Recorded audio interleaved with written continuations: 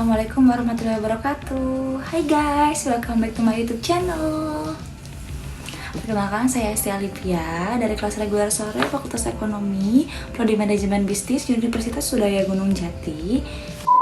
Oke guys, kali ini saya akan mengajak kalian semua untuk belajar bersama mengenai pembelajaran berbasis kompetensi. Dengan tujuan yang pertama, agar menambah wawasan dan ilmu pengetahuan mengenai pembelajaran berbasis kompetensi. Dan yang kedua, yaitu untuk memenuhi tugas manajemen inovatif. Sasarannya yaitu untuk mahasiswa sendiri atau pelajar dan semua yang menonton video ini. Jangan lupa subscribe, comment, and like. Bye! Pembelajaran berbasis kompetensi. Tujuan pendidikan dan pelatihan berbasis kompetensi. Tujuan pendidikan dan pelatihan adalah kompetensi yang diharapkan dicapai peserta setelah menyelesaikan proses diklat. Kompetensi berbentuk kinerja atau unjuk kerja yang baik dalam bidang kehidupan atau pekerjaan. Kinerja yang baik dan dapat dicapai berkat kemampuan menerapkan pengetahuan, keterampilan, dan sikap perilaku. Kompetensi ditunjukkan dengan kinerja minimal baik. Kapabilitas atau kemampuan sebagai hasil penerapan kombinasi penerapan pengetahuan, keterampilan, sikap perilaku. Kompetensi dicapai sebagai hasil penggunaan kapabilitas atau kemampuan dalam memecahkan masalah aktual. Lalu, kapabilitas atau kemampuan disebut kompetensi dasar, diperoleh sebagai hasil perpaduan bakat, pengalaman, dan pendidikan, menjadi dasar untuk mencapai kompetensi. Kurikulum berbasis kompetensi. Kurikulum berbasis kompetensi adalah kurikulum yang ditunjukkan untuk menciptakan tamatan yang kompeten dan cerdas dalam membangun identitas budaya dan bangsanya.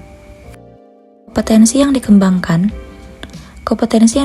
berupa keterampilan dan keahlian bertahan hidup dalam perubahan pertentangan, ketidakmenentuan, ketidakpastian, dan kerumitan dalam kehidupan.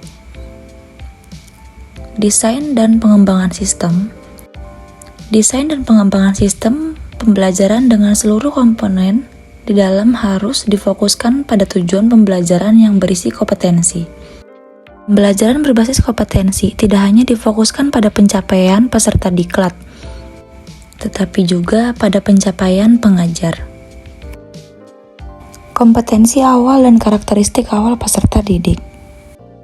Pihak pertama adalah pihak yang paling berkepentingan dalam hasil pembelajaran di masa depan. Mereka adalah pihak yang perlu dibantu penyelenggaraan diklat untuk membangun cita-citanya.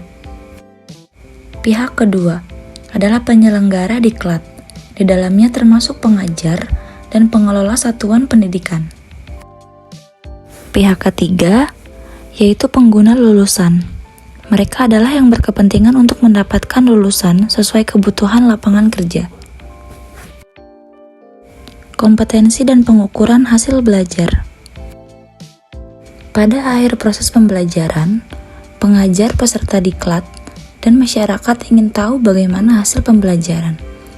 Pendesain pembelajaran perlu membuat alat pengukuran yang dapat mengukur kompetensi yang dimaksud dalam tujuan pembelajaran. Alat ukur yang dinyatakan valid, dana alat ukur yang dapat mengukur sesuatu yang seharusnya diukur atau reliable. Perbandingan kemampuan dan kompetensi. Kemampuan dalam kawasan pengetahuan, keterampilan, sikap atau kompetensi dasar. Yang pertama yaitu kemampuan menjelaskan cara membuat proposal penelitian. Yang kedua, kemampuan cara menulis laporan penelitian. Yang ketiga, menguraikan cara penggunaan peralatan laboratorium fisika dengan baik. Yang keempat, menguraikan cara sopan santun dalam kehidupan masyarakat. Dan yang kelima, menguraikan bentuk perilaku gotong royong sesuai ajaran Pancasila. Sedangkan kompetensi, yang pertama yaitu membuat proposal penelitian yang baik. Yang kedua, membuat laporan penelitian yang baik. Yang ketiga, menggunakan peralatan laboratorium fisika dengan baik. Yang keempat, yaitu berperilaku sopan santun dalam kehidupan masyarakat. Dan yang kelima yaitu bergotong royong sesuai ajaran Pancasila. Hubungan kompetensi dan strategi pembelajaran. Yang pertama yaitu menentukan tahapan dan langkah kegiatan pembelajaran dengan urutan isi yang diarahkan pada pencapaian kompetensi. Demikian pula pada saat menentukan metode, media, alat, dan alokasi, waktu harus mempertimbangkan kesesuaian unsur dalam strategi instruksional dengan kompetensi dalam tujuan pembelajaran. Kedua, yaitu pengajar melaksanakan rencana strategi pembelajaran yang telah disusun dengan memasukkan upaya pemberian motivasi sepanjang proses pembelajaran, agar peserta didik memfokuskan perhatiannya pada seluruh pembelajaran. Upaya pemberian motivasi berupa pemberian pujian, penguatan, pemberian pelatihan relevan, dan menanamkan keyakinan kepada peserta didik bahwa ia secara bertahap akan berhasil mencapai kompetensi yang ada pada tujuan pembelajaran. Hubungan kompetensi dan pengajar atau fasilitator. Yang pertama yaitu fasilitator perlu menguasai bahan pembelajaran dengan baik atau sangat baik. Dengan penguasaan bahan pembelajaran, ia mampu tampil meyakinkan pada saat mempresentasikan isi bahan atau saat menjawab pertanyaan peserta didik. Yang kedua, fasilitator perlu terampil merancang dan melaksanakan strategi pembelajaran, meliputi tahapan pembelajaran runtut saat menyajikan isi pembelajaran, menggunakan berbagai metode, media, dan alat, mengelola waktu secara efisien, motivasi penguatan dan penghargaan sepanjang proses pembelajaran.